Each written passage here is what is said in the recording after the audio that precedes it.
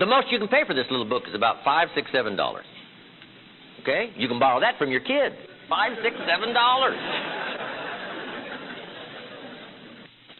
And number 3, you've already guessed what? It's easy to read. It's in story form. That's why I use it for teenagers, teaching wealth by 40, 35 if you're extra bright, much sooner if you find a unique opportunity.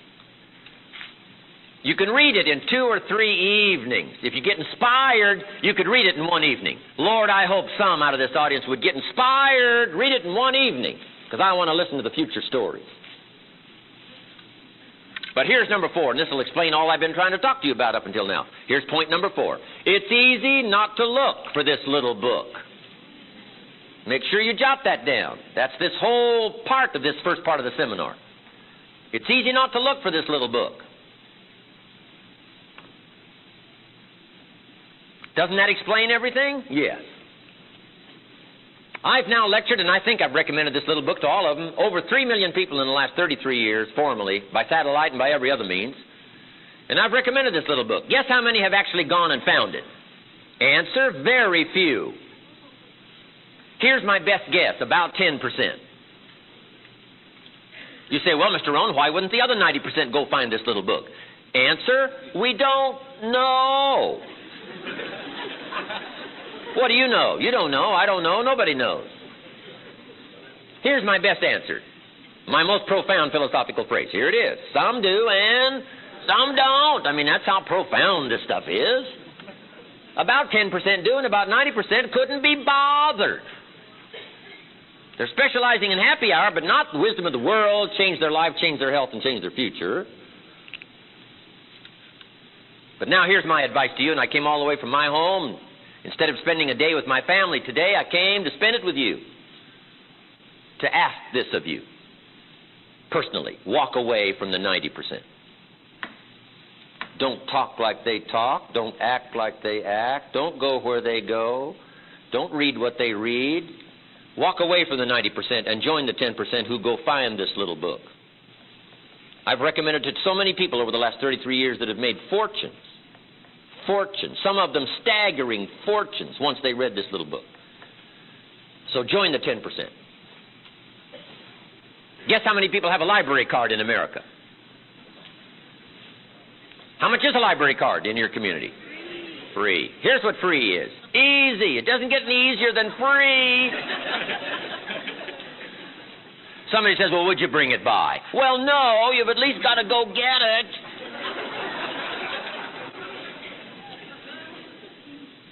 Here's how many people have a library card. Wisdom of the world available. Change any part of your life you want changed. Get all the information you could possibly use for a lifetime. 3%. 97% couldn't be bothered. They don't stop in the library. They drive by. Andrew Carnegie thought they were all going to stop in. That's why he built all those libraries all across America. No, they don't stop in. They drive by. Here's what I'm asking you to do. Walk away from the 97%. Don't use their vocabulary. Don't use their excuses. Don't use their method of drift and neglect. Won't even walk around the block for their health.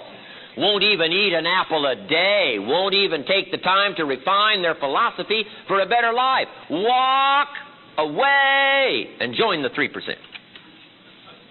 Guess how many people can retire from the income of their own personal resources when it comes time to retire? Answer, 5%.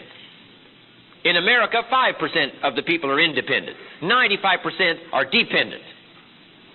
Take charge of your own retirement. You can multiply it at least by 5. Let the government take care of it. Some company take care of it. You've got to divide by 5. I'm asking you, take charge of your own retirement. Take charge of your own life. It happens to be one of the titles of my own cassette program, Take Charge of Your Own Life. That's what we've talked about here all morning. Take charge of your own day. Don't have days like most people have. You'll wind up broke and poor. Pennies, no treasures. Trinkets, no values. Change it all. And it starts as simple as an apple a day. It starts as simple as the first book of your new library. It starts as simple as the first journal that you get, and make the first entry that when people see it will say, this is the beginning of a study of a serious student. They're going to be healthy. They're going to be powerful. They're going to be rich. They're going to have it all. Look, they've committed themselves to a whole new journey. I'm asking you to do that. But what's easy to do is what? Easy not to do. But walk away from the 90%. Walk away from the 97%. Walk away from the 95%. Don't go where they go. Don't do what they do. Don't talk like they talk. Develop you a whole new language. Be part of the few. Guess when I went and got this little book, Richest Man in Babylon? Guess when I went and got it? The same day I heard about it. I went and got it. Somebody says, well, Mr. Rohn, does that make you different than most everybody else? And the answer is yes. Somebody says, well, why is that? We don't know. What do we know? You don't know. I don't know. Nobody knows.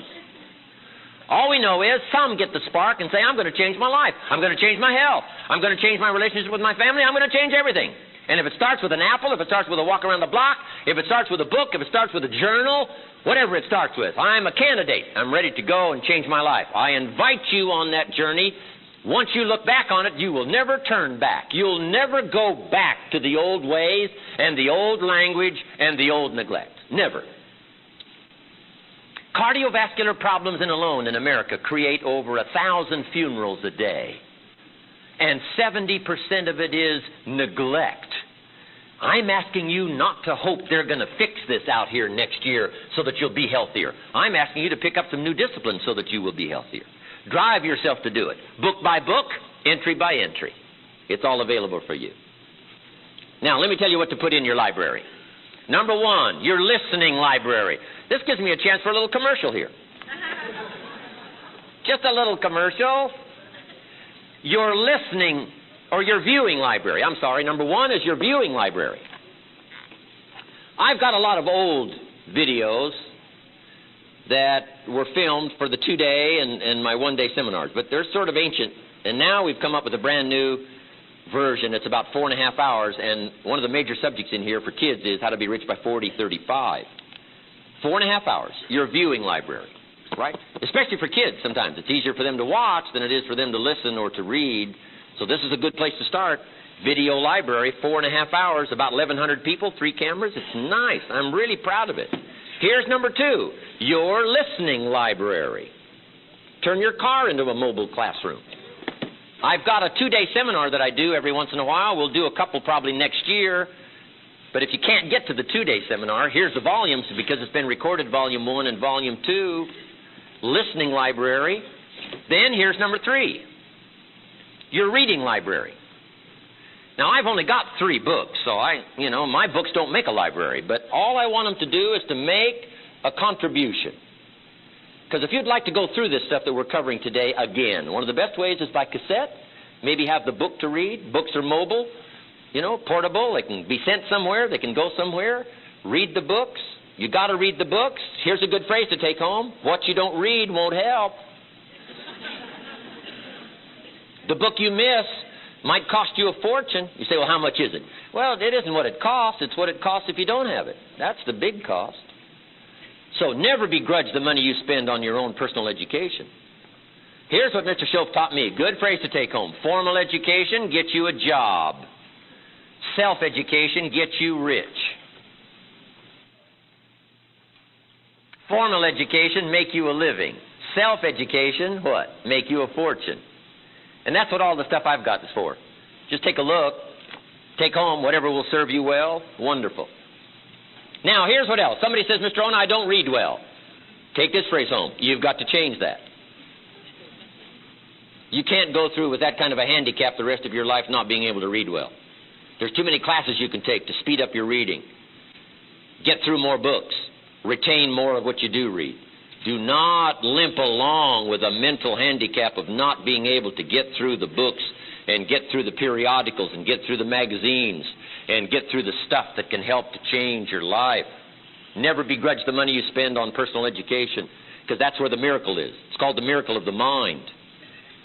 Incredible. Okay, now I've got to give you number 2. I've spent enough time on number 1. In fact, I got too carried away here. Philosophy.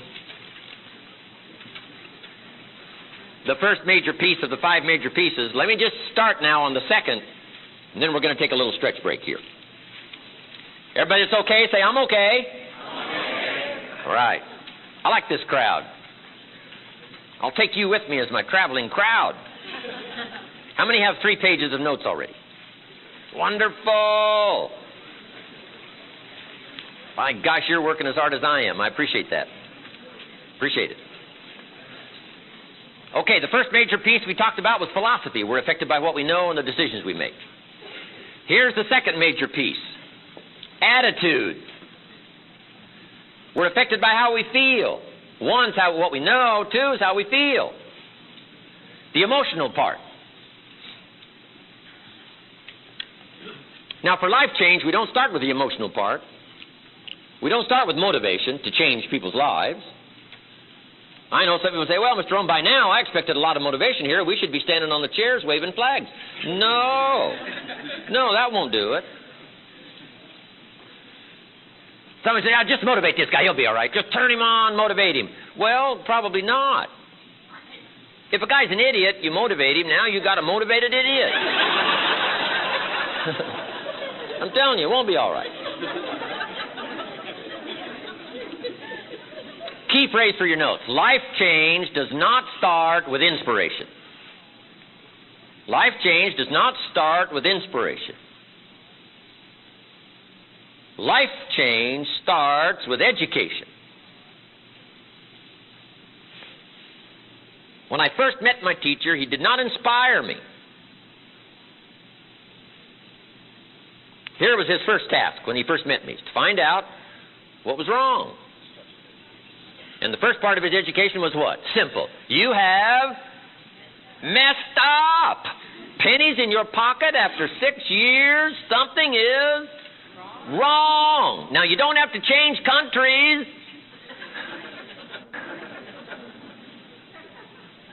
And you don't have to wait for the next election.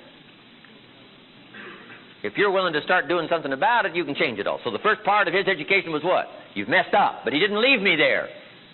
He said, now, here's the second part of your education. How to change it all, if you're interested. Now, some people aren't interested. I understand that. But I would assume that most of them are not here. You shelled out your cash, time, and money to be here. I would assume you're interested. So you qualify. For those that are interested, I'm telling you, you can change the whole next 6 years of your life if you're interested. You can change your income. You can change your future. Why? Anybody that wants to can set a better sail, regardless of the wind that blows. So life change starts with education, not inspiration. But now it is important how we feel. The attitude part is important. Let me give you now the short list. Just before our stretch break, the short list on how you feel. There's a long list. In our leadership weekend, we get into it all. How you feel about the government, how you feel about taxes. Show taught me well at age 25, taught me how to become a happy taxpayer. I used to say, I hate to pay my taxes. Show said, well, that's one way to live. I thought, well, doesn't everybody? He said, no, a few of us have moved beyond that. I used to say, I hate to pay my bills. Show said, you hate to reduce your liabilities and increase your assets? And I said, well, that's a different way of looking at it. He had me looking at things in a whole different manner. I used to say it costs too much. Show said, no, let's face the real problem, Mr. Rohn. You can't afford it. I thought, whoa. I never looked at it like that. I always thought it was the problem. Show said, no, Mr. Rohn, you are the problem. When I gave him that list of excuses why I hadn't done well, he looked them all over and said, Mr. Rohn, big problem with this list. You ain't on it. Come on, let's get you on the list now. Set a better sail. Don't keep wishing for a better wind. Maybe the Republicans next time. Don't postpone your life like that.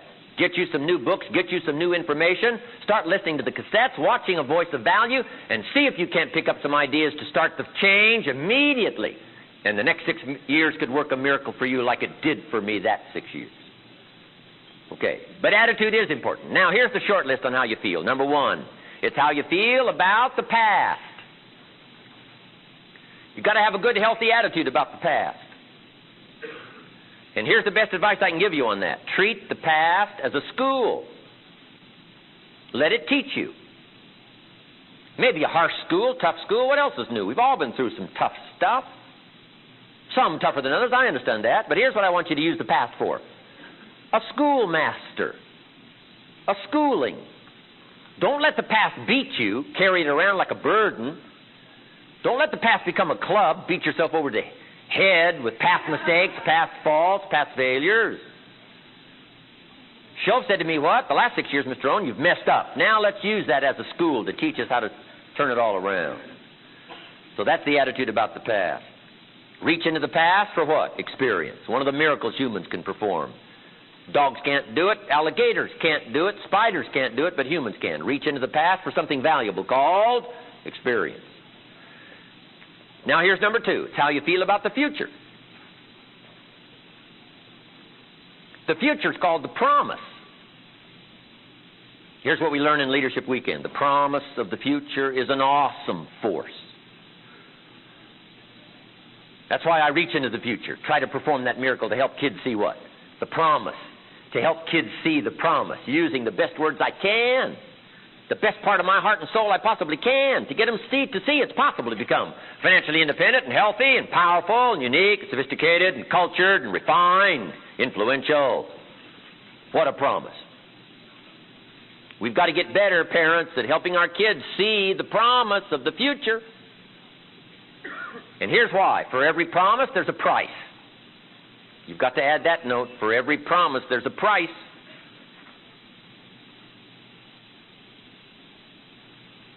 To pay. But here's what's exciting.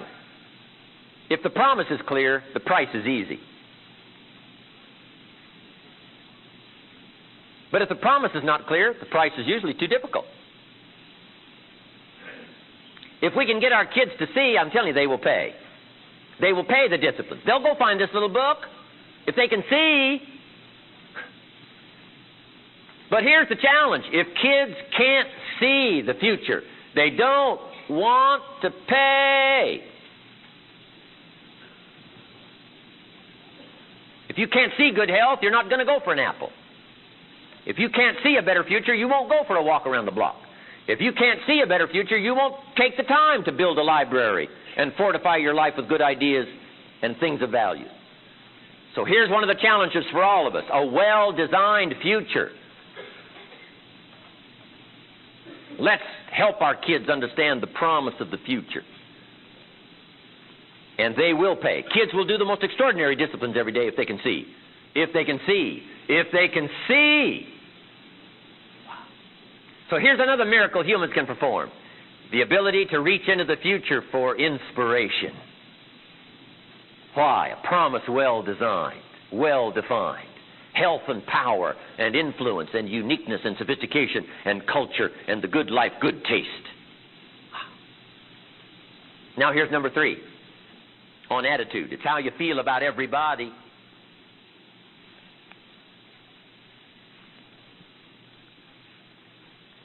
We've got to have a good feeling about everybody.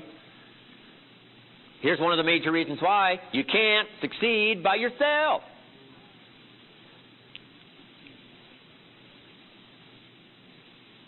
It's hard to find a rich hermit. I mean, you can't succeed by yourself. We all what? Need each other. Key phrase to take home. Each of us need all of us. One person doesn't make a market. One person doesn't make a country.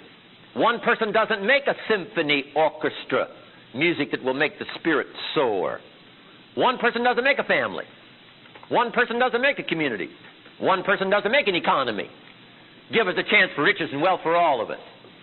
But here's what's exciting. Each of us have available, all of us, to make a contribution to each of us so that each of us can become as wealthy as we want and as healthy as we want because we've got all these ideas that have been brought here from all the rest of the countries of the world.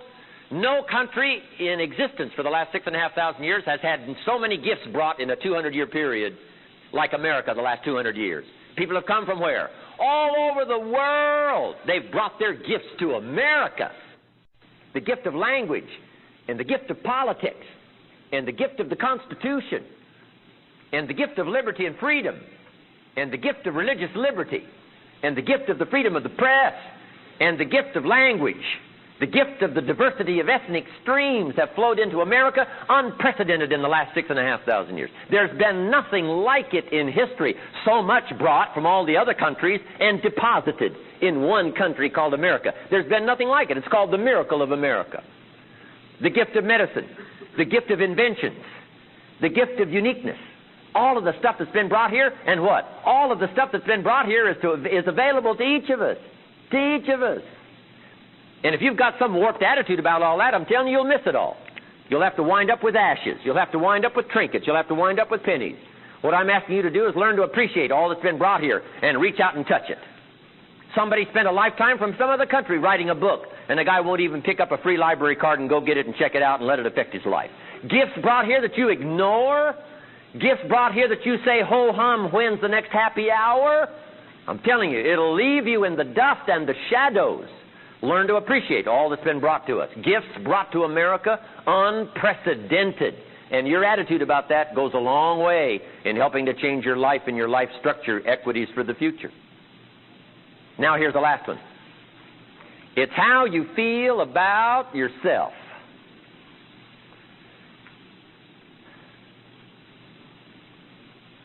Understanding self-worth. That is the real challenge. Once you begin to understand your own self-worth, I'm telling you, your life will begin to soar. You can walk out of the darkness into the light. You can walk out of heartbreak into confidence. Understanding your own self-worth. Here's a good phrase to take home. Each of us must understand how valuable all of us are. But here's the second part. All of us must understand how valuable each of us are. Is your contribution valuable to the whole? I'm telling you, without you, the whole is incomplete. I'm telling you, it takes each of us to make all of us. Each of us with a contribution. Think how powerful we can be if each of us make a better contribution. In fact, John Kennedy said it best. Surely it's the cry of the new Democratic Party. John Kennedy's ancient words. And he said what? Ask for everything and see what you wind up with. No.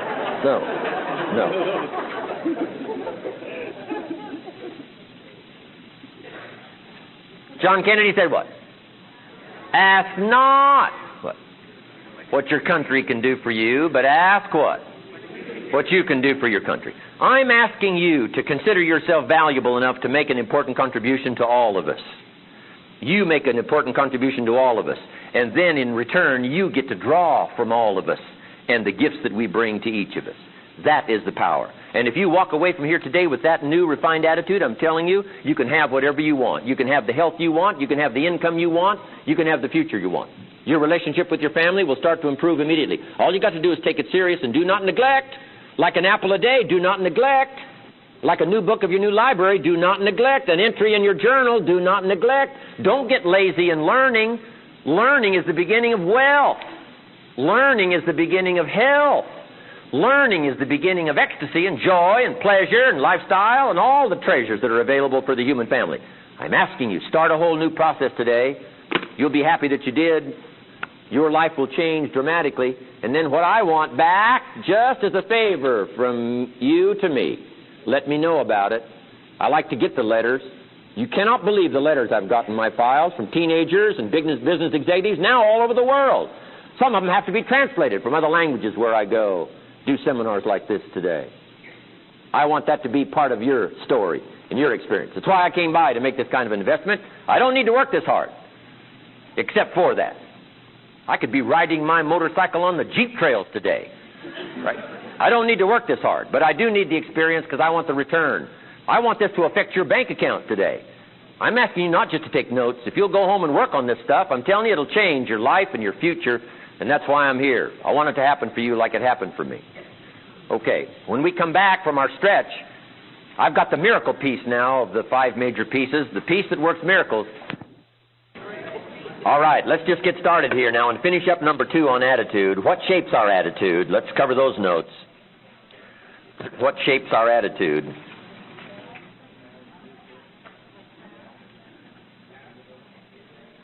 Okay, we covered, right, how you feel about the past, the future, how you feel about everybody, and how you feel about yourself. But here's what shapes our attitude. Number 1, education.